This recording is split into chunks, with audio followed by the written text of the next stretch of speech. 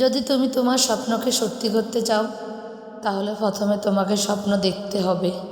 তুমি যদি সত্যি কিছু অর্জন করতে চাও তাহলে তোমাকে তোমার ভয়কে জয় করতে হবে।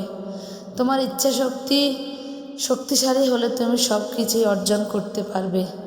এর জন্য কঠোর পরিশ্রম আর অধ্যবসায়ের প্রয়োজন। সফলতা তাদের কাছে আসে যারা চেষ্টা করতে কখনো পিছপা হয় না। আজকের পরিশ্রম আগামী দিনের সাফল্যের বীজ। স্বপ্ন দেখা সহজ, কিন্তু সেই স্বপ্নকে বাস্তবায়িত করতে কঠোর পরিশ্রম প্রয়োজন। হে গাইস, আসসালামু আলাইকুম। সবাই কেমন আছেন? আমি আলহামদুলিল্লাহ ভালো আছি।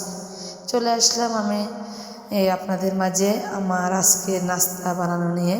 আজকে বাচ্চারা বায়না করতেছে যে তারা বাসায় বানানো সিঙ্গারা খাবে, তাই সিঙ্গারা বানাতে চলে আসলাম আমরা সবাই। এখন সিঙ্গারা বানানো শেষ, এখন শেখার পালা। অনেকগুলো সিঙ্গারা বানাতেছি। এখন একটা একটা করে তেলের ভিতরে মাটির চুলায় দিয়ে দিছি। সিঙ্গারাগুলা হইতে থাক, আর সাথে আপনাদের সাথে আমি কিছু শেয়ার করি। যেহেতু জীবনে বেঁচে থাকতে হলে অনেক কিছুরই প্রয়োজন, অনেক কিছু জানার প্রয়োজন, বোঝার প্রয়োজন, দেখার প্রয়োজন। আজকে আমাকে যারা ঘৃণা করে আমি তাদের বেশি পছন্দ করি। তারা না থাকলে হয়তো আমি আমার ভুলগুলো খুঁজেই পেতাম না।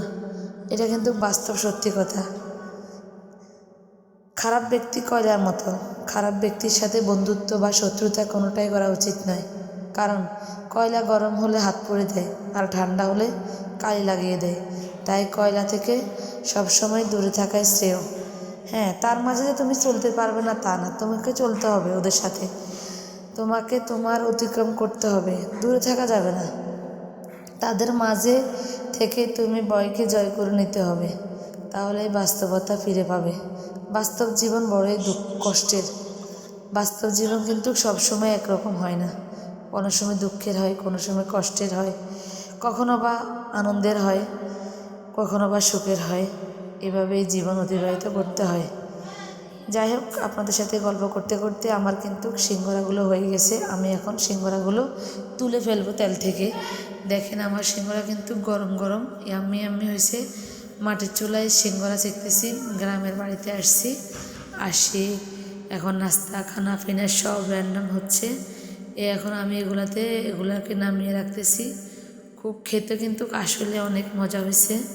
আপনারা বাসায় ট্রাই করবেন সিঙ্গারাগুলো বানাতে। হয়তো বা সাইজে একটু এদিক সেদিক হইলেও খাওয়া কিন্তু অনেক মজা হয়েছে, এই আর কি। তো সবাই কেমন আছেন কমেন্টে জানিয়ে যাবেন। আর ভালো থাকবেন, সবাই সুস্থ থাকবেন, এই কামনাই করি। আল্লাহ হাফেজ। আজকে এ পর্যন্তই। আবার কোনো না কোনো কিছু নিয়ে আপনাদের সাথে আমি হাজির হয়ে যাব। আল্লাহ হাফেজ। আসসালামু আলাইকুম।